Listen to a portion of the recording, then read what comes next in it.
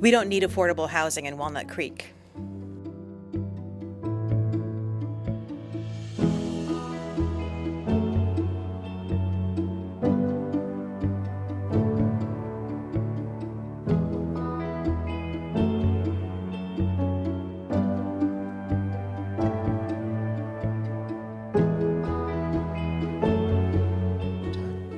Affordable housing looks trashy and won't fit into the community.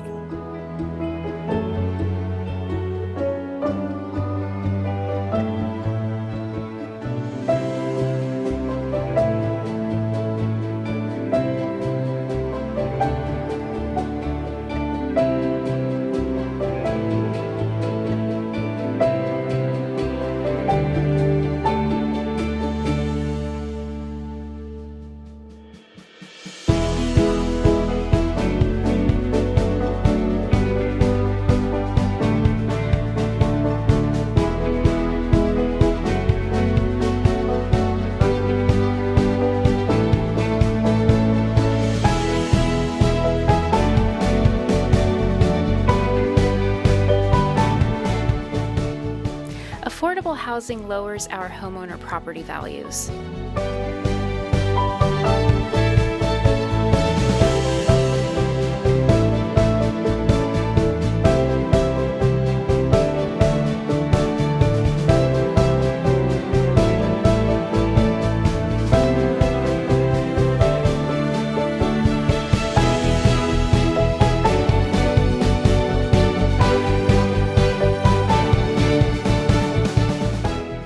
Affordable housing is only for renters, and it is easy to get into.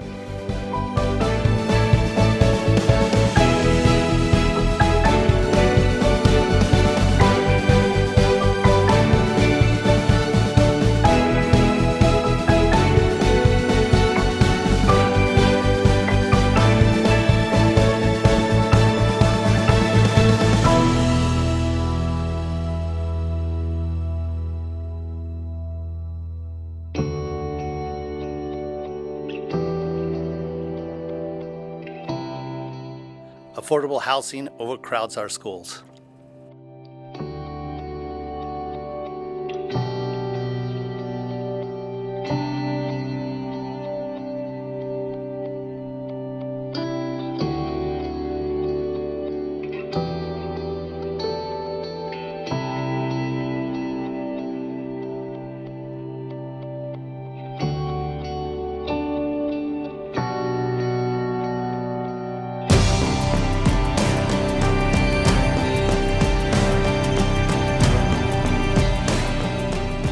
Affordable housing is a handout and only benefits the poor.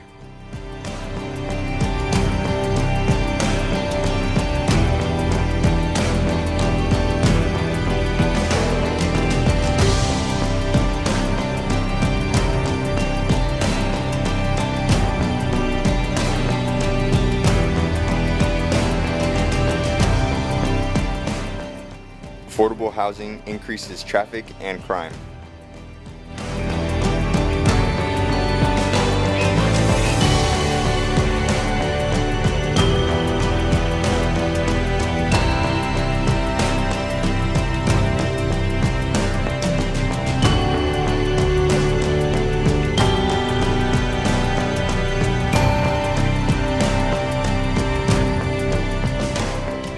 We have enough housing. We need more business.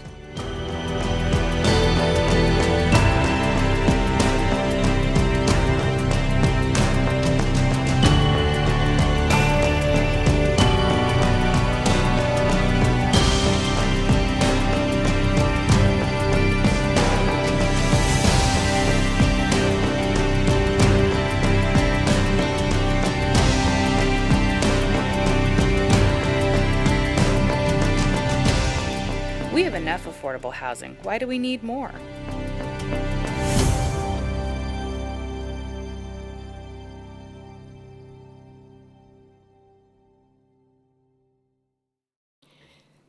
Good evening. If you watched the preform video that we just played, you may have noted that the comments tell a very different story than the video. And that's exactly what we're here tonight to discuss. What is the myth and what is reality. If you're here to learn about ways to access affordable housing, we have a resource page on the task force website. It's wchomelesstaskforce.org. So I'm Donna Colombo, one of the founder members of the task force, and with me is Mark Newsom, our co-chair. Since our inception in 2014, we've worked with the city and county resources to stabilize homeless services in the Walnut Creek and surrounding areas. And our purpose is to bring together resources needed to reduce negative impact of homelessness, bless you, in our community by developing low barrier access to services and support. This year, we focused on the number one cause of homelessness, and that's lack of housing. Tonight, we're pleased to present Affordable Housing, Busting the Myths, under the direction of our fabulous moderator, Molly Klopp. Our fantastic panelists will bust the myths that surround affordable housing. Thank you, Donna. So to go over the agenda for this evening, we're going to talk about we're going to have a dialogue about the myths and facts about affordable housing, as Donna mentioned. Our moderator is Molly Klopp. She's the board chair for Trinity Center. She's here right with us. We're going to have a question and answer session where you'll be able to, those joining us online will be able to submit questions through the Zoom tool. And here in the forum chambers, we're going to be walking around providing cards for people to fill out, and we'll process them through our team here. We'll also have a brief discussion about resources that you can access for more information, and we'll have a closing video. So with that, I'd like to turn it over to our moderator, Molly. Thanks.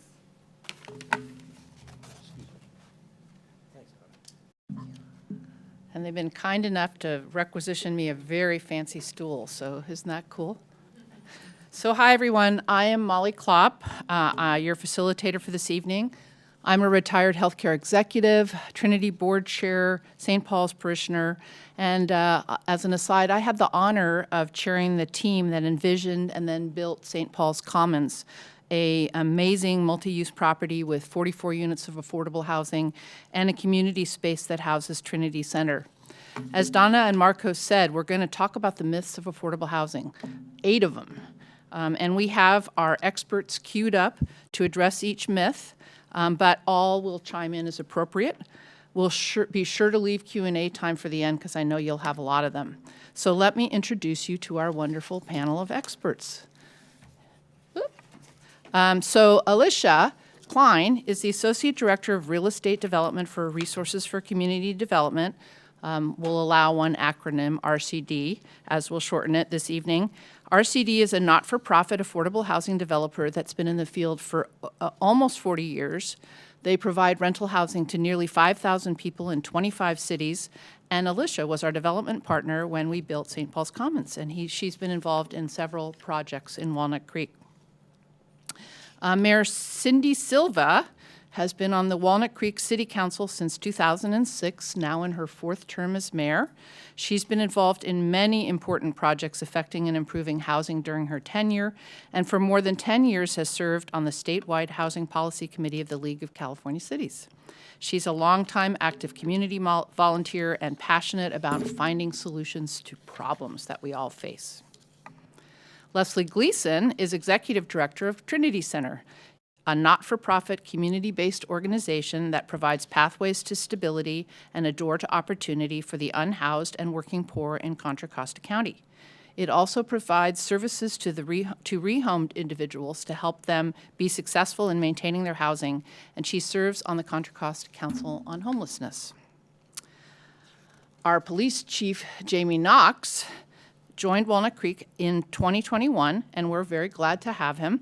He's a dedicated public servant focused on enhancing public safety, ensuring accountability to the public by adhering to best practices, creating transparency, and is committed to helping address the issues of homelessness and poverty.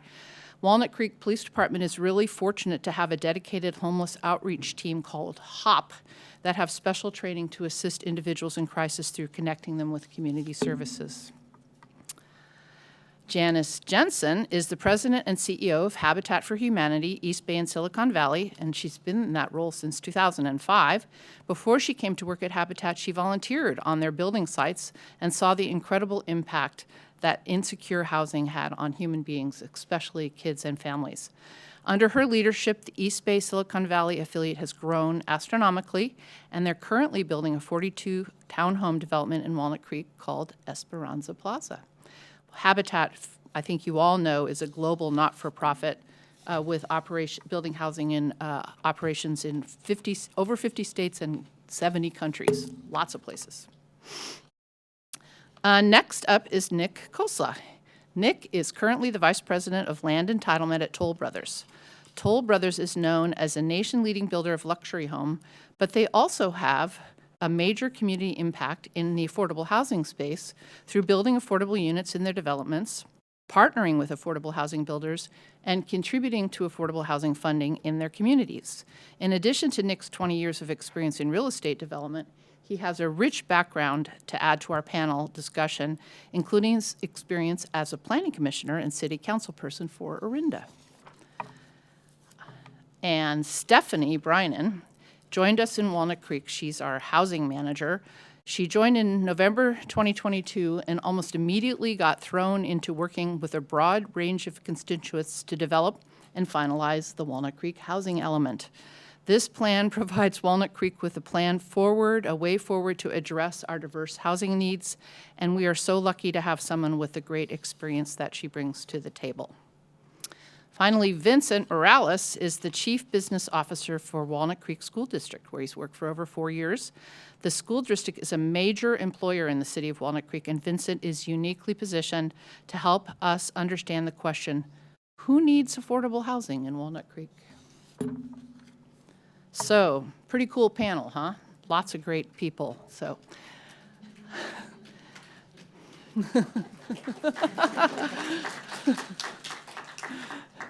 So let's get to our myths.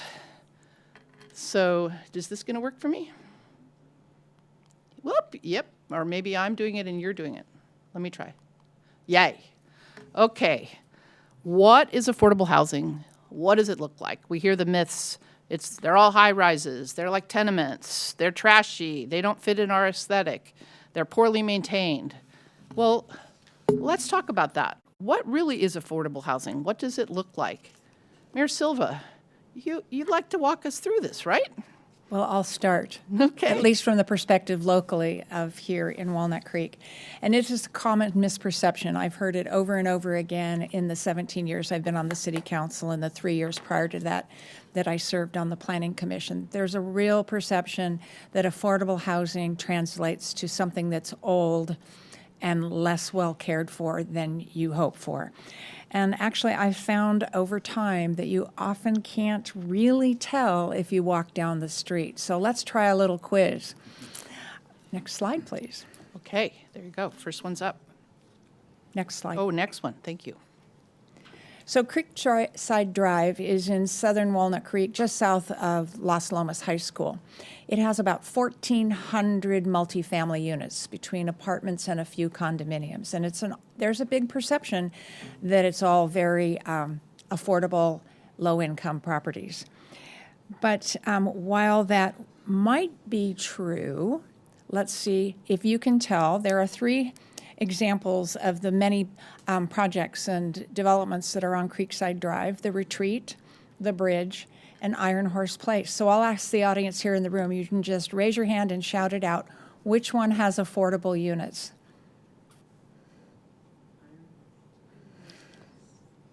Iron Horse Place. So next slide. It is actually Iron Horse Place. Of all the 1,400 units of on Creekside Drive, Iron Horse Place is actually the only location of deed-restricted affordable units. It has a couple, and it's one of the best-looking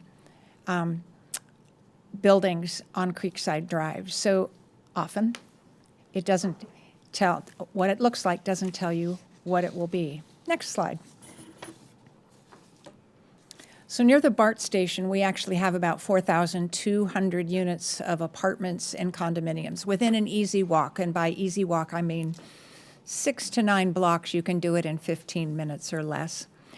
And these are just 3 of the developments near BART, the Windsor Apartments on North Main, the Arroyo, which is, oh, what a surprise, on Arroyo Drive, and the Riviera, which is on Riviera Drive. So which of these has affordable units?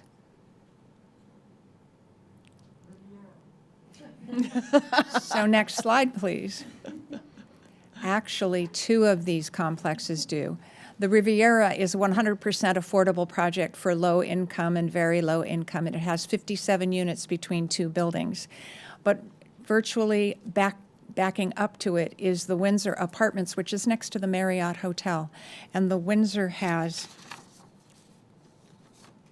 13 units of affordable housing amongst 125 units. So about 10% of the project is deed restricted affordable. Next slide, please.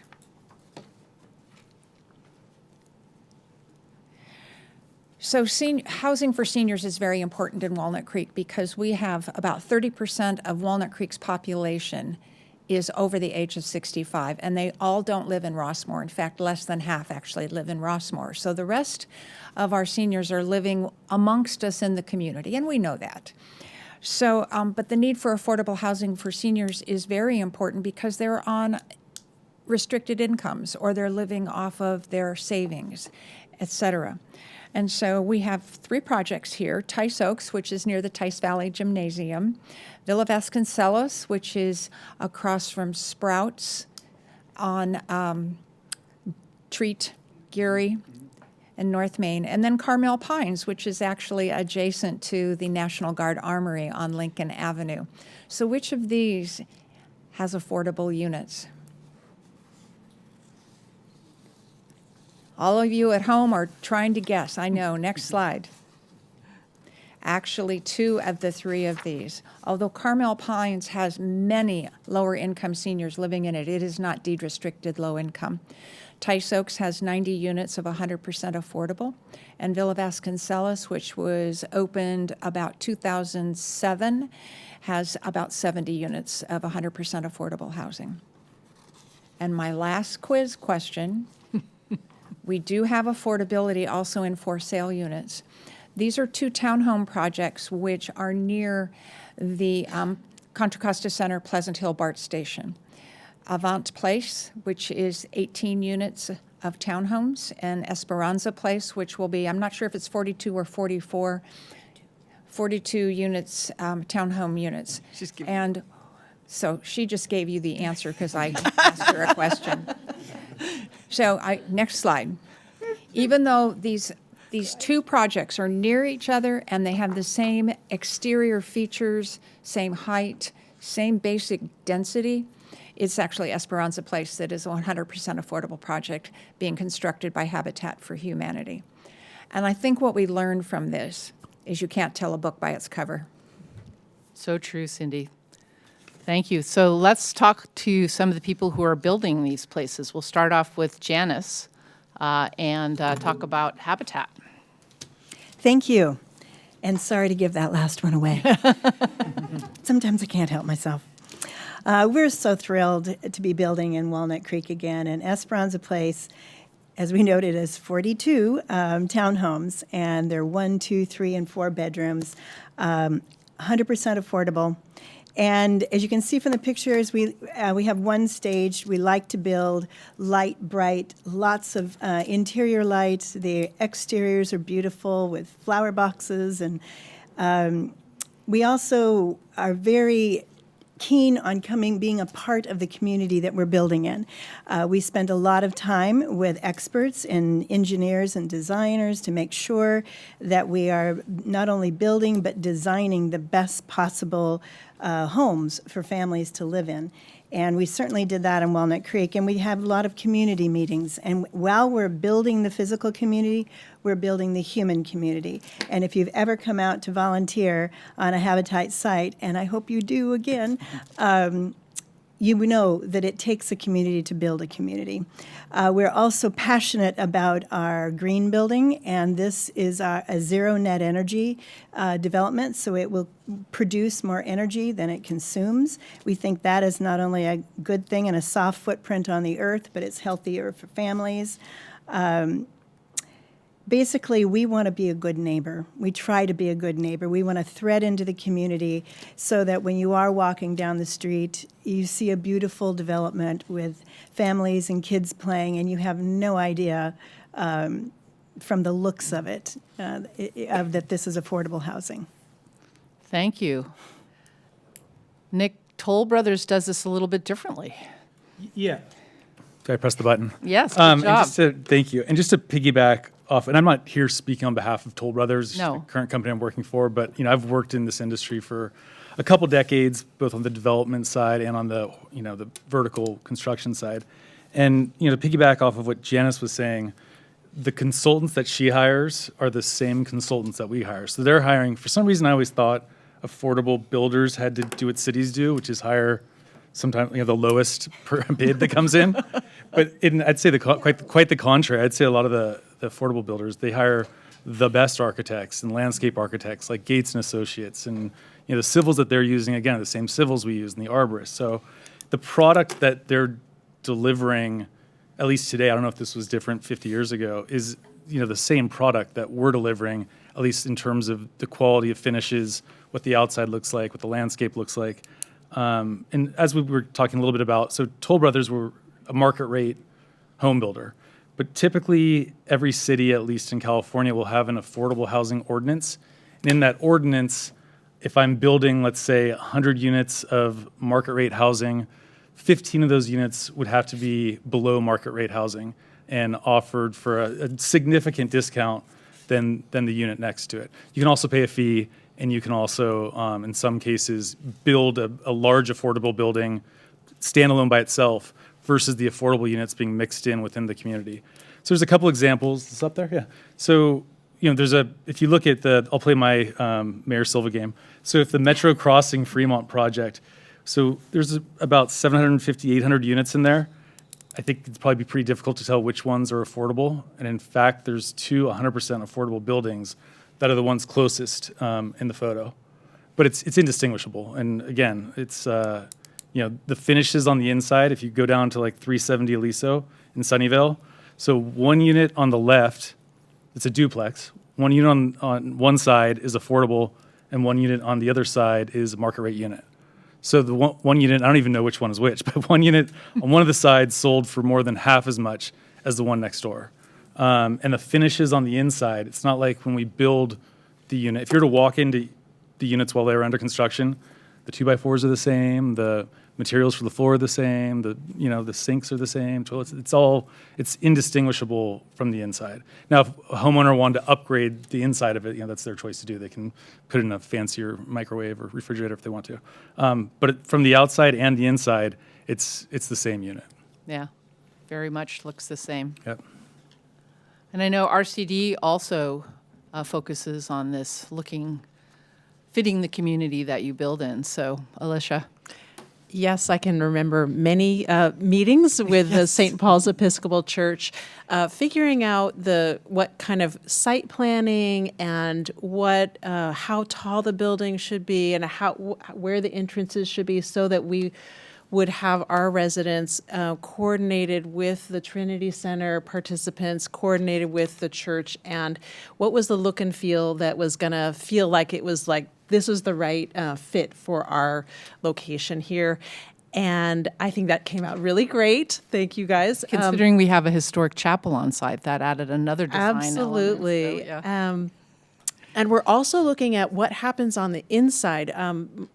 My fellow panelists are mentioning about the finishes, and what we're looking for is on the outside and on the inside to have not only a gracious, healthy place to live, but durable. So we want it to be practical, cost-effective, and durable so that we can maintain it for the long run. We're really planning to own all of our properties for at least 55 years, so it has to be able to last through a long time. This is an example. This image here is actually a renovation that we did, turning single-room occupancy apartments into studio units where we added kitchenettes and really responding to what were the tenants going to want to live, have around them to have a place where they felt like they could thrive. Great. So I guess we can't tell affordable housing units from the other stuff. So that's good to know. Good to know. So we busted that myth. Let's talk about the next one. Who lives in affordable housing? Why does Walnut Creek need affordable housing? Do we have the constituents that are desirous of this? I mean, we hear the myths that, these are all transients or people on welfare or residents who won't fit into our community. But that's not exactly reality, is it, Stephanie? It's not. We've recently done a needs assessment as part of our housing element that you guys may or may not have heard about. And so I do have some data from that.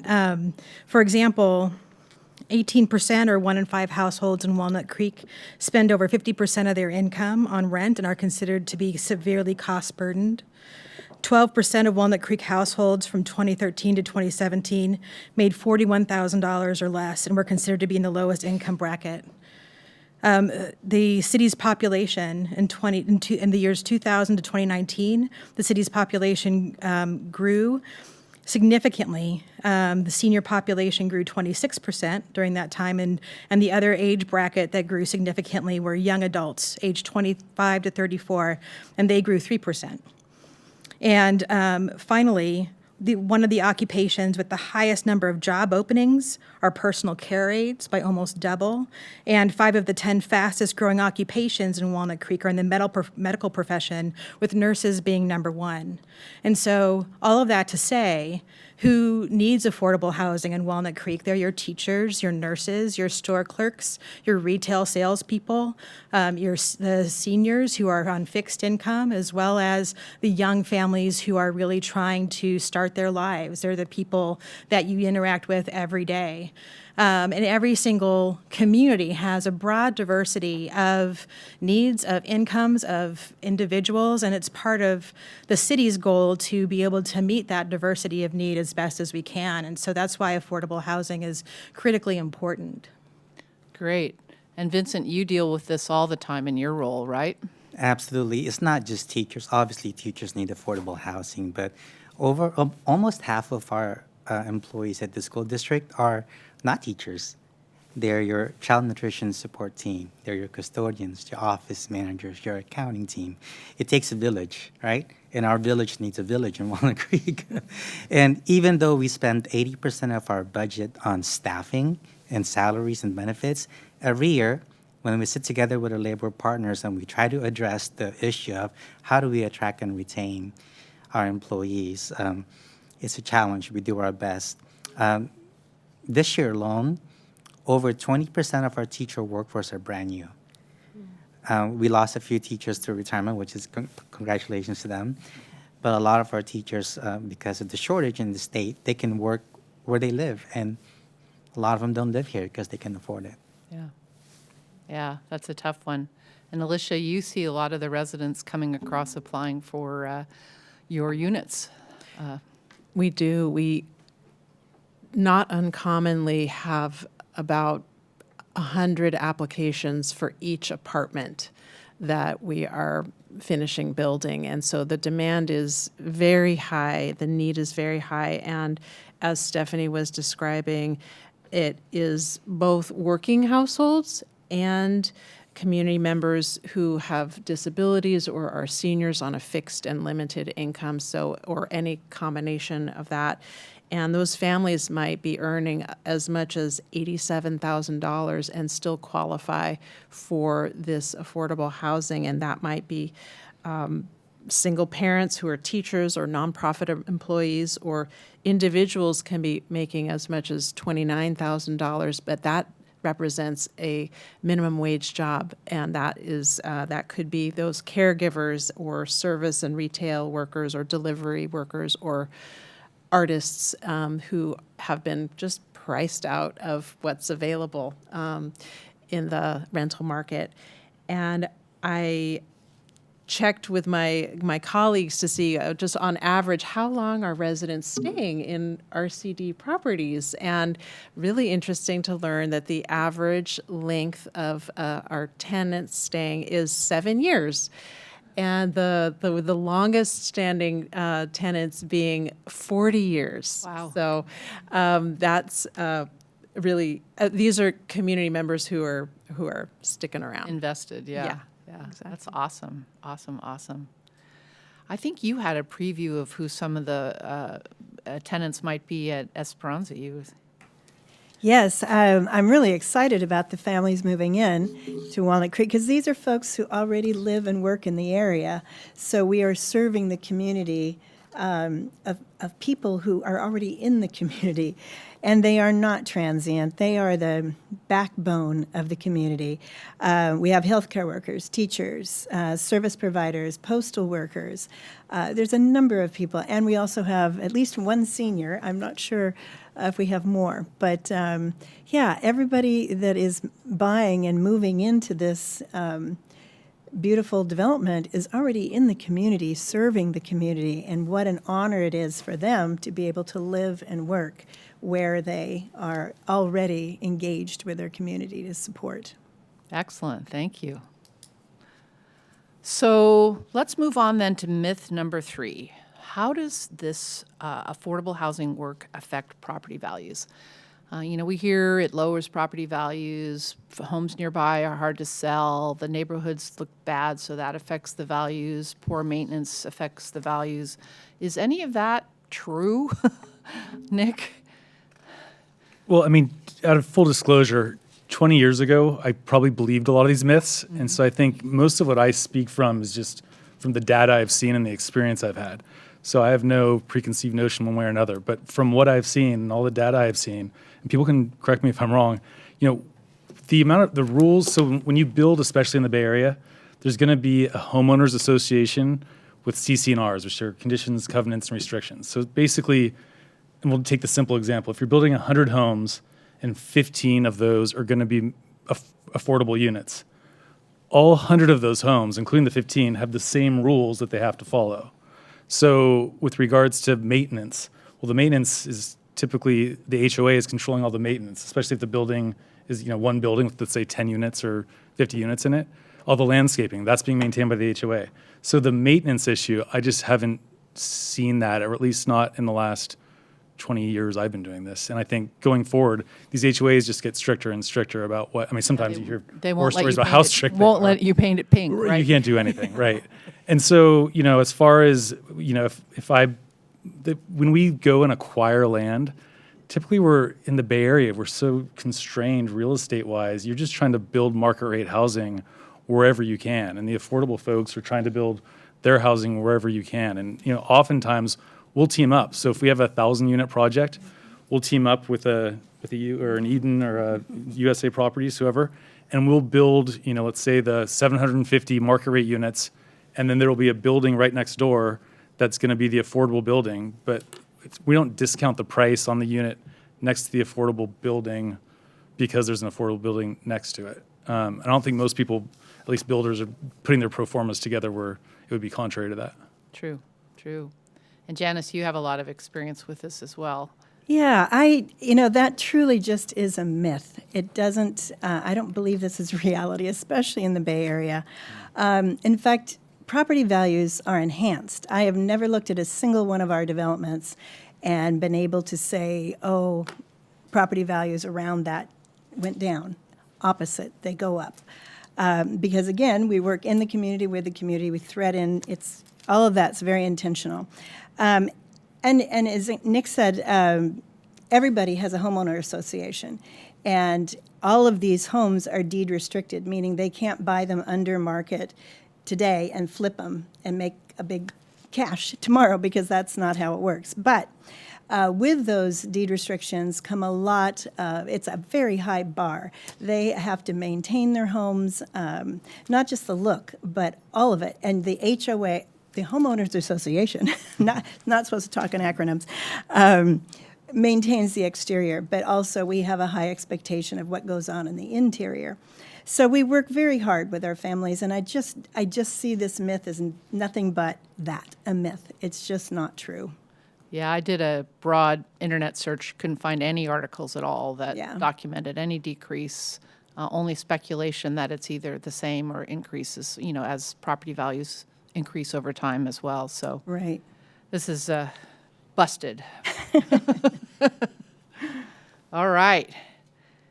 So what about parking? Is traffic going to get worse? Are we going to have parking issues? Are there going to be broken down cars? Nobody's using transit systems. They're going to go out of business.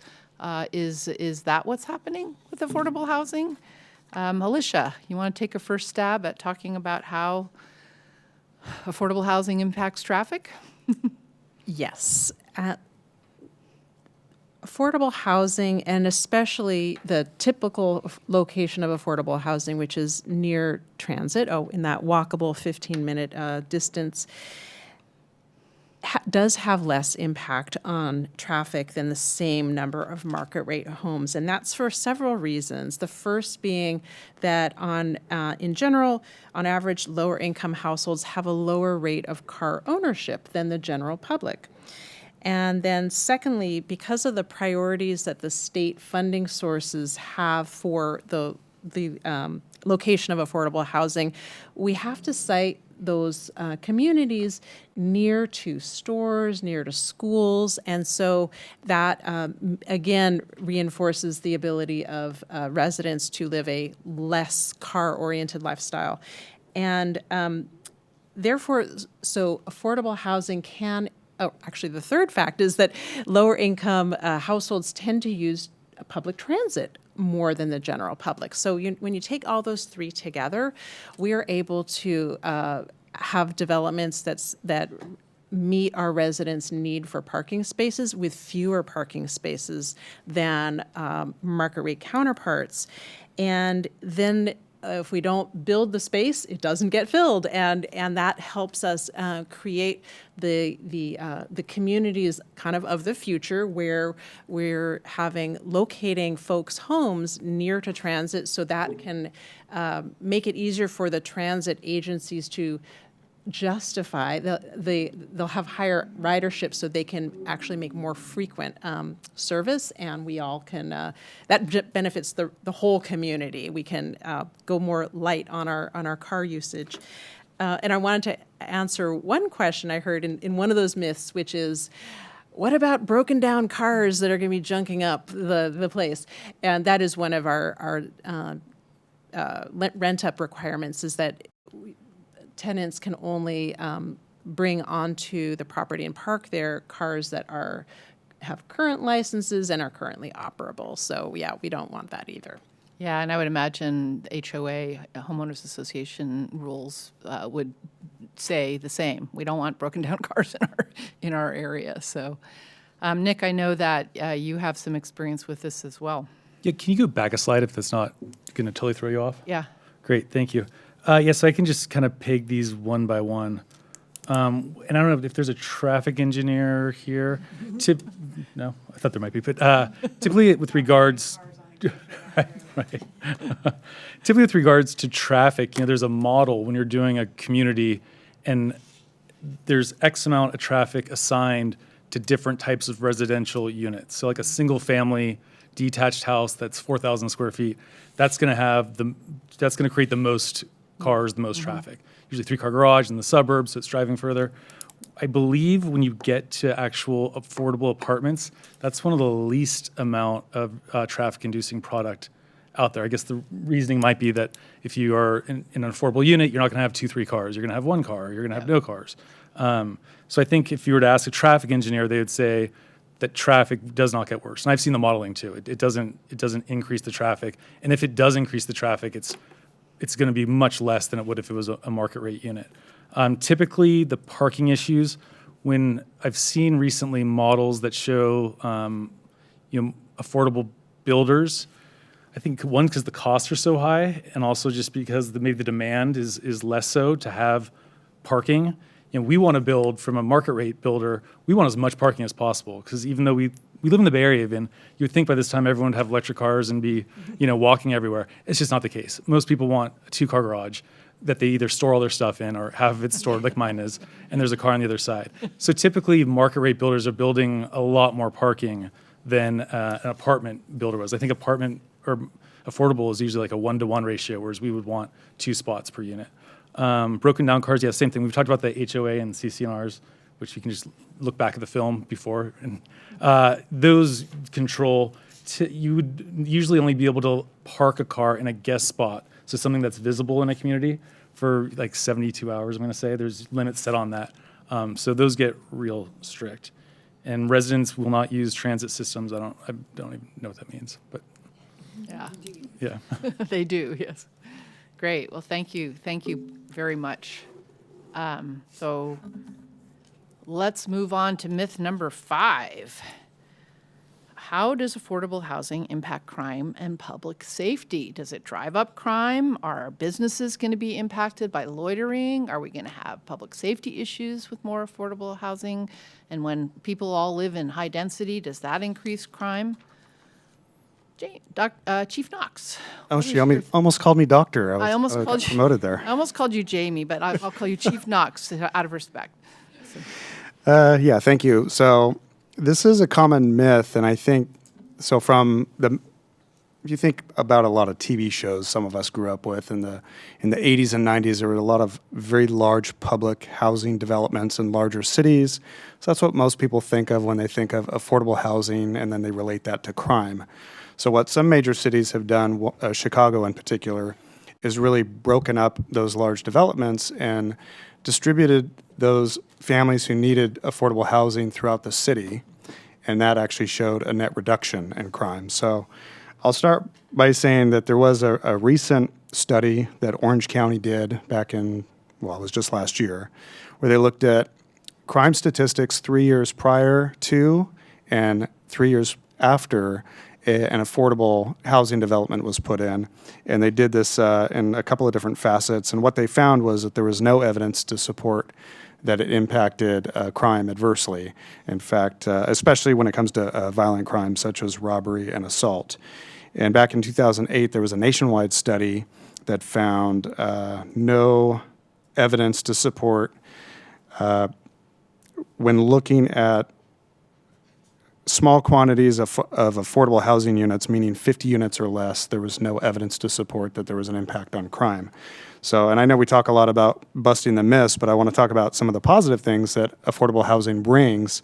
So from a policing standpoint, we look at not just public safety, but also creating a safe environment for everyone and equal opportunity. So in 2015, Harvard did a study that showed that every year spent in a better area during childhood increases college attendance rates, earnings in adulthood, and reduced single parenthood rates.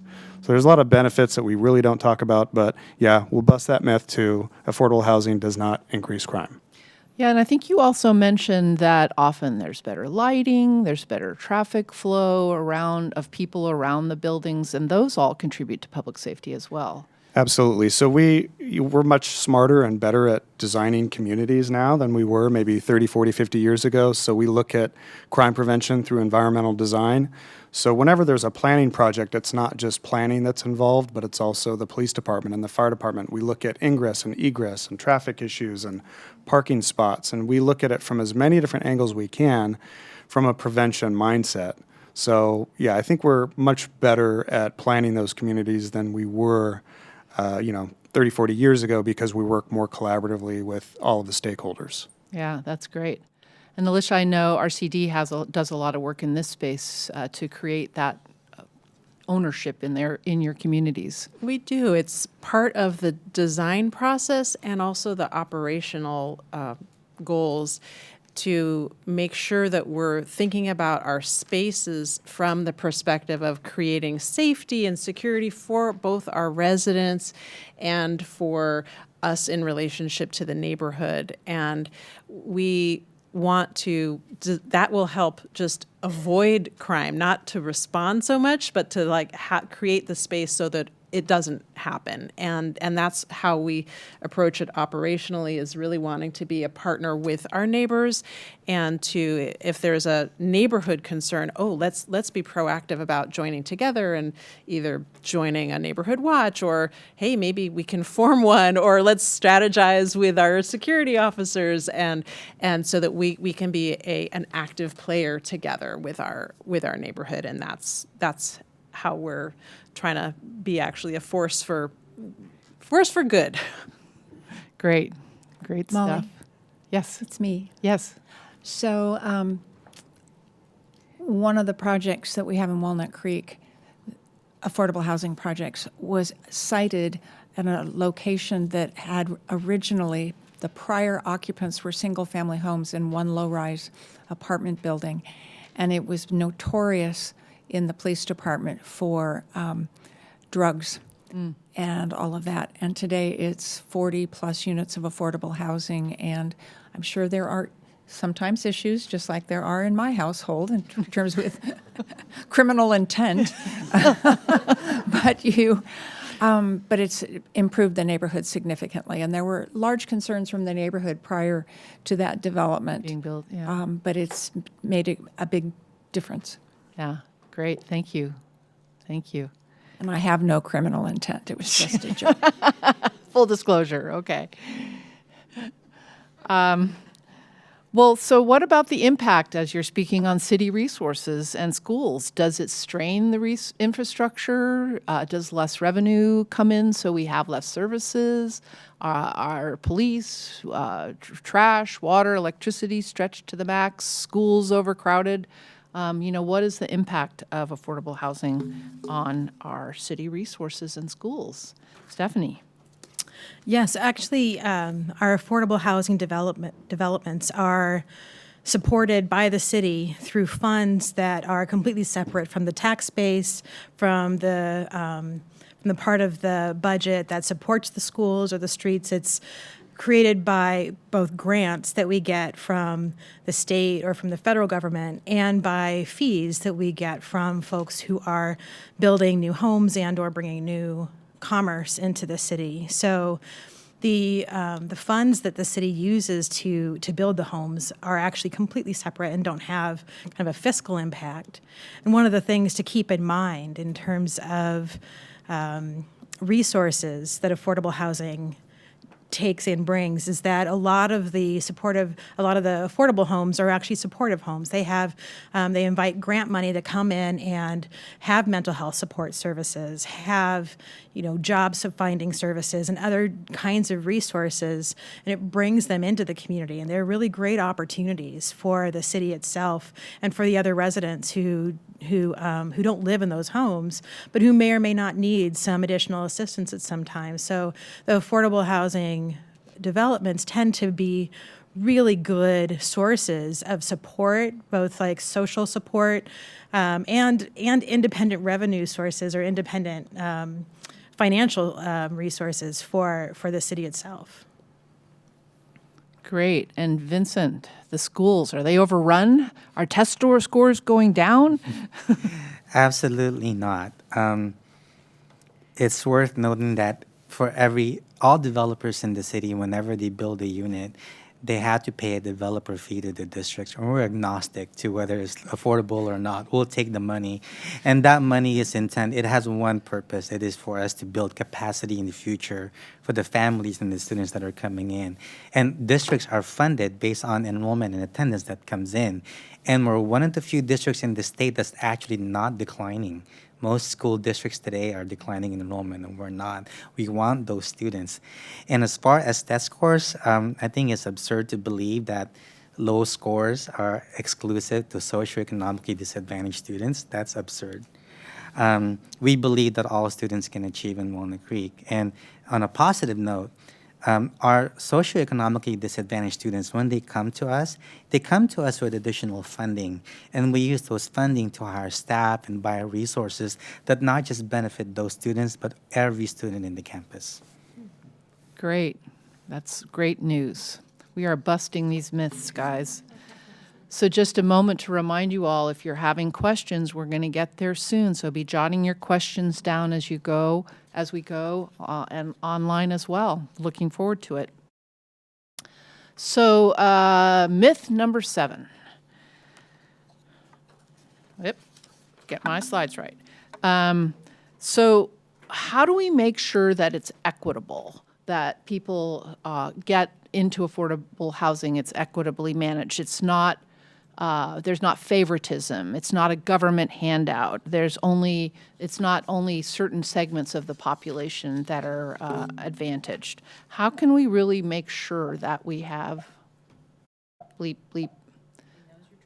It does. Okay. How can we make sure that we have equitable access to affordable housing? Janice, I'm going to start with you this time. Okay. Well, I assure you there are no backroom deals at Habitat. Anybody who wants to join and be part of the Habitat program, it's a long, hard process. The only thing we give away for free is opportunity. That's it. If a family wants to take that opportunity, they work real hard. And there's a lot of layers to it. Like any lender, we look at somebody's financial fitness and are they ready to own a home? The vast majority of people who come to us are not ready to own a home.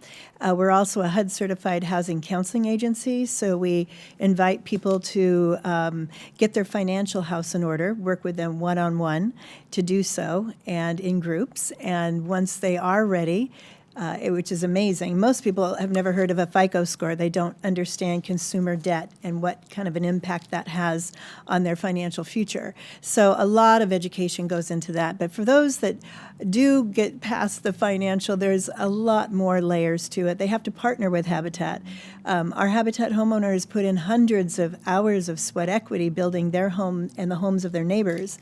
So like I said before, when we're building the physical community, we're building the human community. And we want people to be ready when they get the keys in their hand to be ready to be homeowners. We also have a family resource committee after sale that works with families, and especially families with children, to help students gain access to all kinds of opportunities educationally.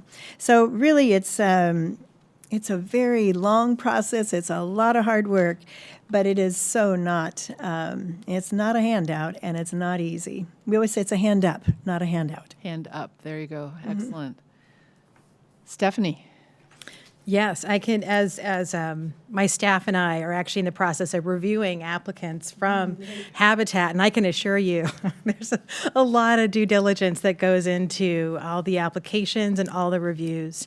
There are, for not just for Habitat, but for all of the affordable housing that exists, there is a huge effort to make it as fair and accessible as possible. And so that's one of the reasons why the process is such a long, I mean, it really is. It takes months and months to get approved to be in affordable housing.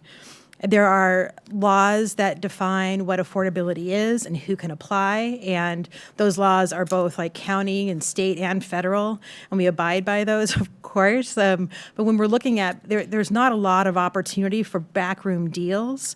And one of the things that I would mention is it is our best effort to ensure that it's as equitable as possible. But of course, you can't promise like 100% equitability. I think what we can do, though, is try to have as much integrity in the process as possible. And from what I've seen, all the actors that I've worked with have had so much integrity in trying to make sure that the people who get into affordable housing are the ones who really do need it.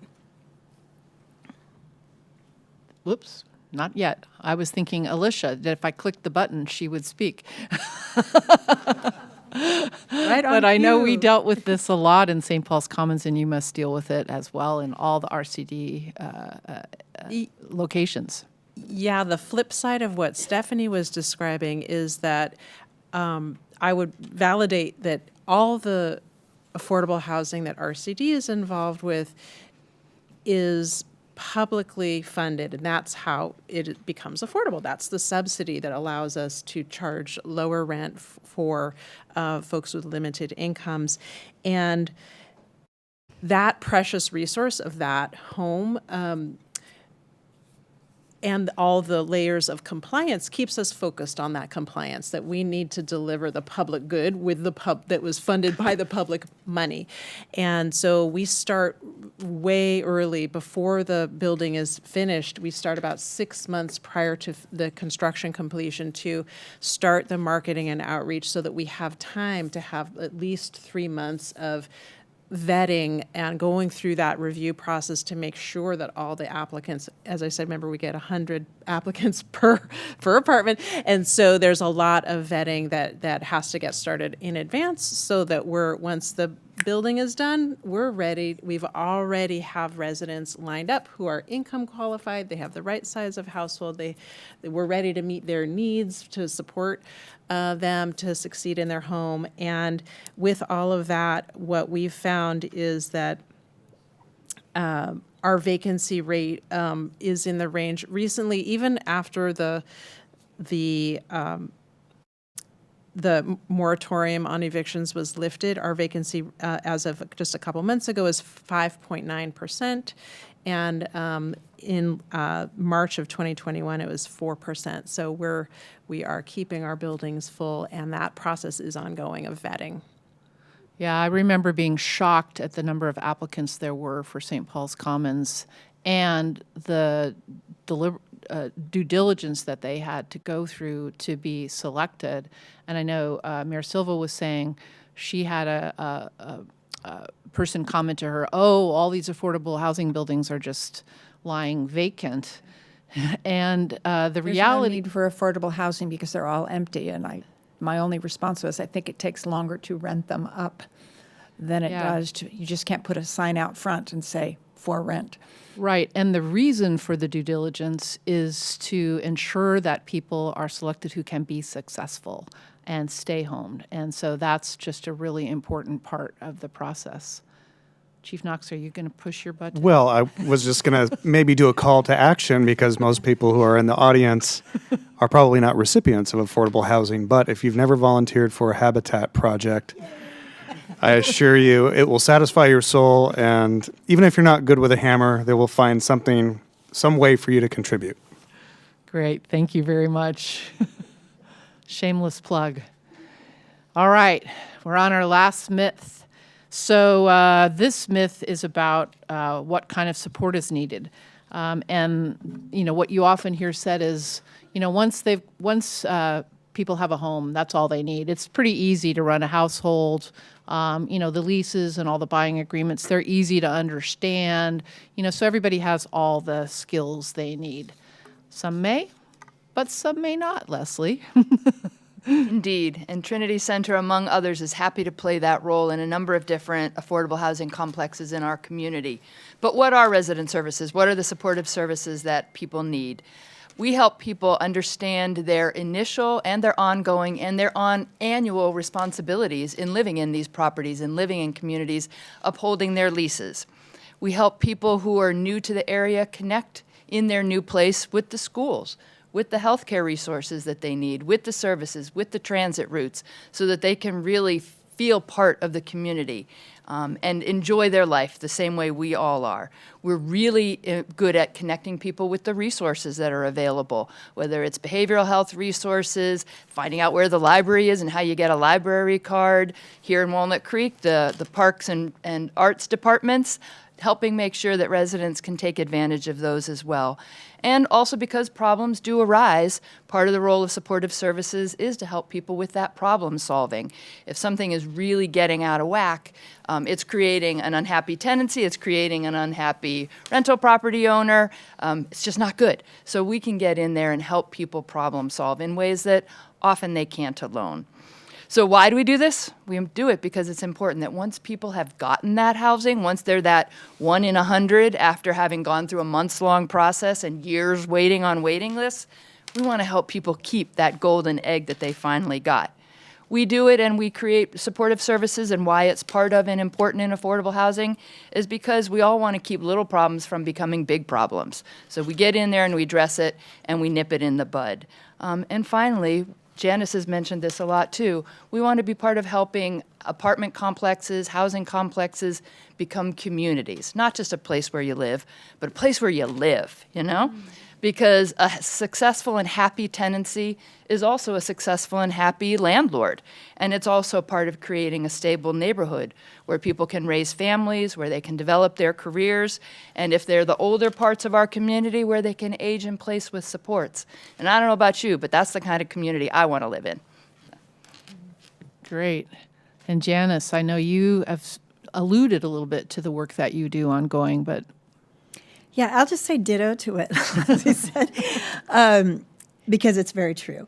And it's what's good for the community is also good for the people living in the community. So all those myths that were listed, I kind of had a chuckle because they're just so fabricated. That is just not true. You don't magically know everything when you move into a home, whether you're buying it or renting it. And if any of you are homeowners and you remember back to those very first documents that you signed on your mortgage, sure, that was easy. You understood everything, right? Not. And we take a lot of time to make sure that our buyers understand what they're signing. They understand the covenants, the responsibility. And if English is not their first language, we will translate it into a language that they can understand. We spend time to make sure that they understand. We teach homeownership to our buyers during their sweat equity process because we are typically working with first-generation homeowners. So if you were lucky enough to grow up in a home that your parents owned, it's amazing how much information and knowledge you pick up as a kid just understanding the responsibilities of homeownership. We have to teach all of that, and so that's part of sweat equity. And like I said earlier, by the time they get the house keys into their hand, then we want them to know how to maintain it. They learn about budgeting and repairs, all of that. Obviously, nobody knows everything, but we work really hard to make sure that people are ready to be a homeowner, and it doesn't magically happen. It happens, again, with a lot of work and a lot of time, and then we have after-sale support as well to make sure that they are successful, because a successful homeowner makes a successful development, which makes a successful habitat and the community. And I will say that nationally, Habitat for Humanity has less than a 2% default rate. And I think the reason for that is because we take so much time on the front end before they ever buy their home on the back end. So they are prepared. They don't know everything, but yeah, none of us know everything. No. That's a great pathway to success. That's awesome. So panelists, you have done your job. We have busted the myths. So now it's Q&A time. So let's start with the first question. Since we busted all these myths, what's keeping us from building a lot more affordable housing? Alicia, you want to take a first stab at that? Money. It actually does come down to that is our biggest constraint. It costs a lot to build housing of any type, market rate, home ownership, rental. It is very expensive in the Bay Area to build, and then to make it affordable to folks with lower incomes. That differential is where the public support comes in, and so those that is the biggest constraint. And we are excited to hear about community members that are working on a couple of ballot measures for next year that would help the regions and local entities like cities to raise more funds for affordable housing. So keep your eye out for that. Check out the website. And I think just really getting to know our community members, getting to know people who are different from us and renters. And so that sort of the process of demystifying that you guys are here is wonderful, because I think that really takes the stigma of that there's a us and a them. And so it's all us, and we can just build that community together. Janice, do you have any thoughts about what's keeping us from building more? Ditto, money. It's very expensive, and in homeownership, unlike market rate, it costs similar, the same to build, but we can't sell it for that. We have a very hard cap on what we can sell for, and because it's based on people's income, not on what the market will bear. So it's extremely expensive. And another reason why those are deed restricted. I also spend a lot of my time in the public policy arena, federally, state, local. So advocacy is a really big deal. And good public policy when it comes to housing, whether it's rental, ownership, whatever, is the bedrock upon which we are able to do and provide more for our communities. There's always a lot of controversy in that. Not everybody will agree on what good public policy is, but it really does make a difference. We need more money, and we need public policy that actually allows us to build what the community wants us to build. Sometimes those two things are not in lockstep. Yeah, definitely. Thank you both. The next question is, well, it seems we have a lot of affordable housing in Walnut Creek. Why do we need more? Stephanie, I'm going to have you tee up that number of units we need to build. We're estimating, the state has estimated that the number of units that we're going to need overall. Not just affordable. Not just affordable, but because of just general growth that happens in the Bay Area, in Walnut Creek, there's an estimate that we're going to need around 5,800, give or take, units, and around 2,000 of those need to be affordable. And those are just state actuarial estimates. What we've found is that in Walnut Creek, we have a very, very short supply. While we have been very good at creating affordable housing, it is just not enough for the demand that exists. And I can give you all the data like I did before around the number of seniors that we have, the number of households that we have here in Walnut Creek that are cost burdened, which means that they pay significantly more in rent than they really could to be able to make ends meet. And I've talked about that data. It just, at the end of the day, even with the residents that we currently have, there is such a huge need. And then we know that there's not just low income or affordable households that are going to be needed, but there's just a lot of growth that happens in cities across the Bay Area. As a matter of course, it happens all the time. It's been happening for the last 50 years. And so not only do we want to meet the need that we see that exists, but we also want to anticipate and plan for affordability that's going to be needed in the future. Great.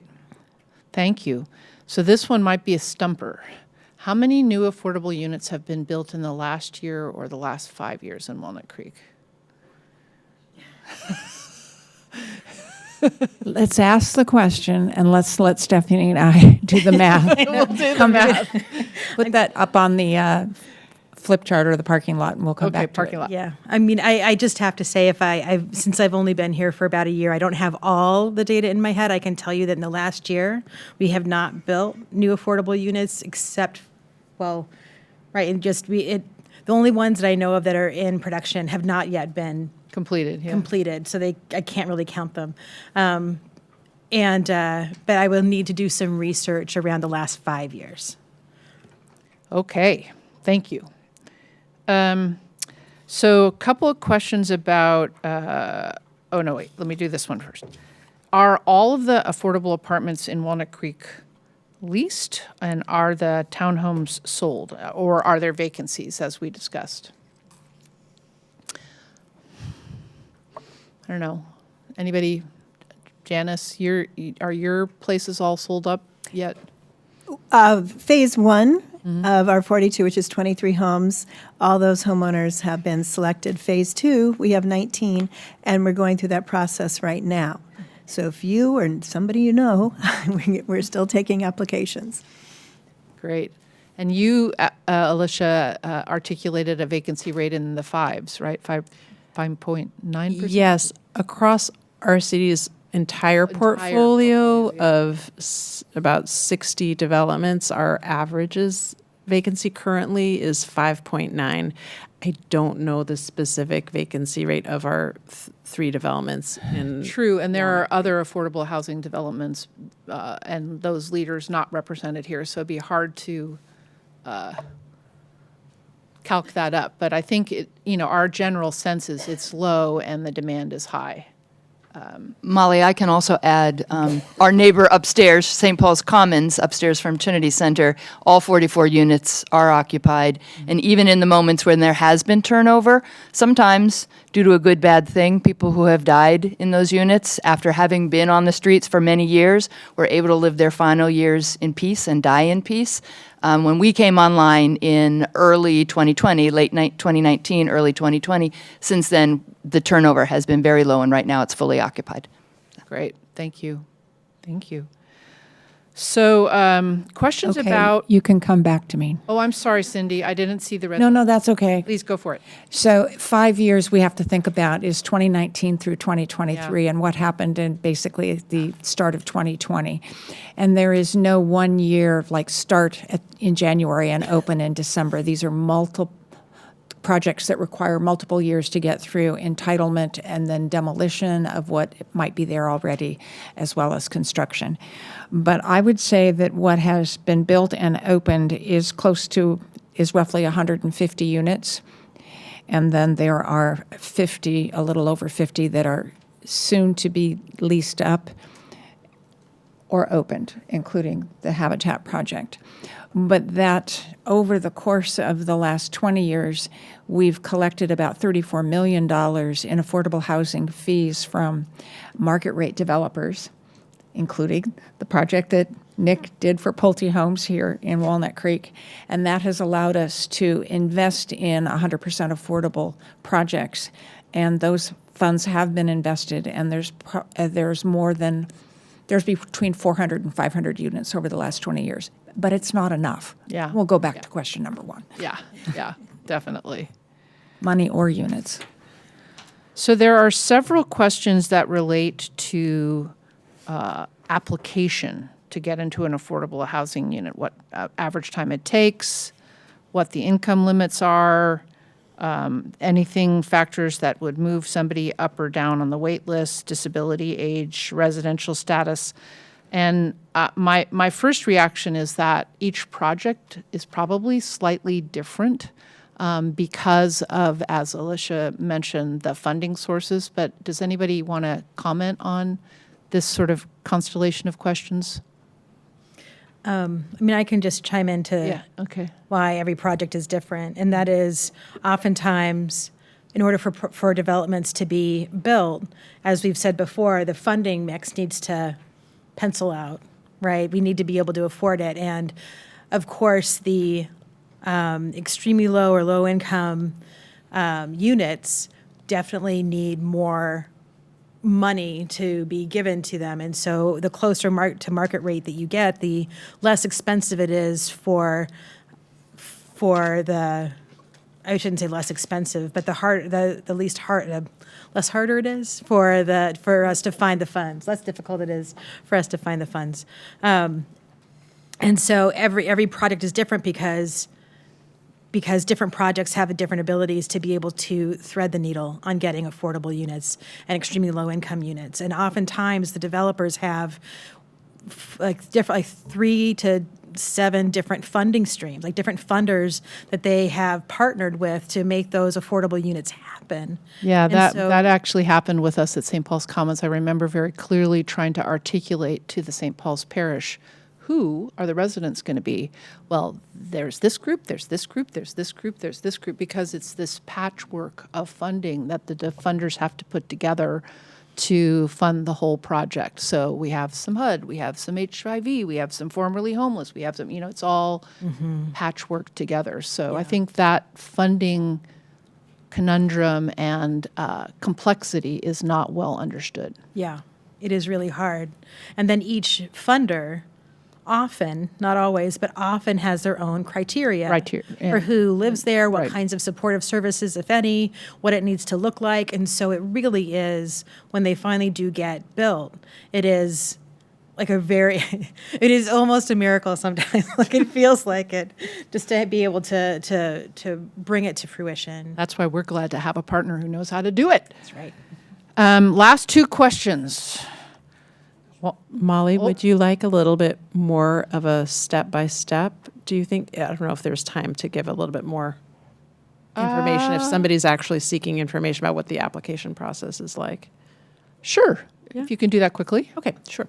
So it can be a lengthy process. At the beginning, there will be an advertisement, and usually at like a 2-week or so window where folks who are interested would fill out a very simple kind of interest form online. And often we'll partner with some local community groups that can help people who want to apply who aren't maybe tech savvy to go, how do I do the online application? And make sure that there's languages, it's in the right languages for the local, location. And then that's where we get that long list. And then when we start, that pre-application period will close, and then our property manager will start reviewing in batches for all those different categories. The different sizes of households have to correspond to the different sizes of apartments. And then there's the income levels, and then if there's a kind of special need that is part of the funding requirement, like having previously been unhoused or having a certain kind of disability or being a senior. And then there will be, then those applications, then there's going to be a lottery and to assign a random number. And so that's the order that the applications get reviewed in, and in batches. And then the deeper vetting of like a regular rental apartment application of fill out the application, but with the addition of making sure that the financial that the income of the household fits with the requirements, and then there's the interview. So that is just kind of like a regular rental process, but with a couple steps added on the beginning and the end. So it can take a couple months. Great. Thank you for that detail. I appreciate it. And this one, unfortunately, is for you. It says, what is the status of the affordable housing project plan for the corner of Ignacio Boulevard and Civic Drive? Yes, so for folks who don't know what that question is about, Resources for Community Development, with the city's help, purchased a fantastic parcel on the corner of Ignacio and North Civic Road, right at the north edge of downtown Walnut Creek. And it's a former gas station, if you can picture it.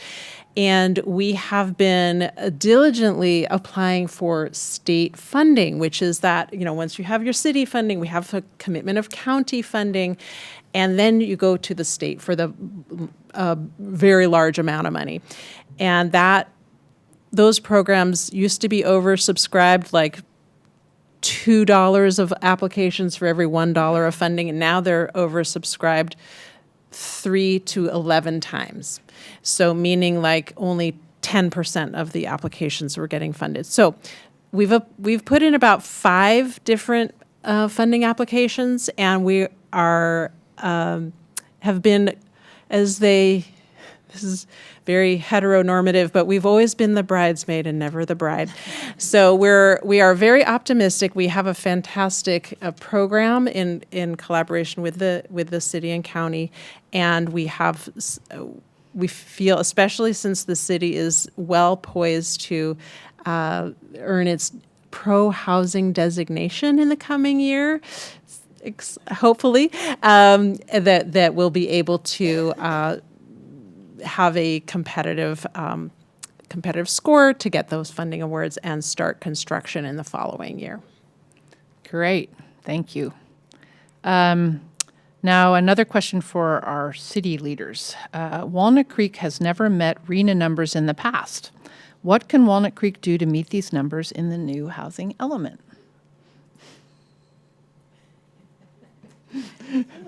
Well, we're not alone in the state of California. San Francisco didn't make its housing numbers, and the few that did make their housing numbers to be frank, had lower housing numbers than they should have. So it's easy if you've got a lower bar to cross. But we have done far more than many communities of our size in terms of affordability and affordable units, inclusionary housing ordinances. And my colleagues, I sit on the board of the League of California Cities for the state, and my colleagues at the state level, they kind of look at what we've done in Walnut Creek and say, we've done really good, but we still have to do more. That's the challenge. I'll let Stephanie take a stab at it. Were you raising your hand, Nick, to talk about? Oh, well, yeah, that's an abbreviation, RENA. I'm sorry, I didn't define it. Right. But so RENA stands for Regional Housing Needs Allocation and Assessment. The word for the A changes where you are in the process. Yeah, so true. Just to make it more confusing. Yeah, and I can't do a better job than the mayor. I think it is a very difficult challenge to meet, especially when the numbers are estimated by how many people they feel like are going to be moving to the area. And like we've said before, there's not often a corresponding financial support to be able to enable the affordable housing to be created. And so oftentimes there's a discrepancy between, the city can only do so much. We don't have the funds to be able to create the hundreds and thousands of units that need to be created. And so it really does depend on the partnership of a lot of different funders. And so we have a lot of hope.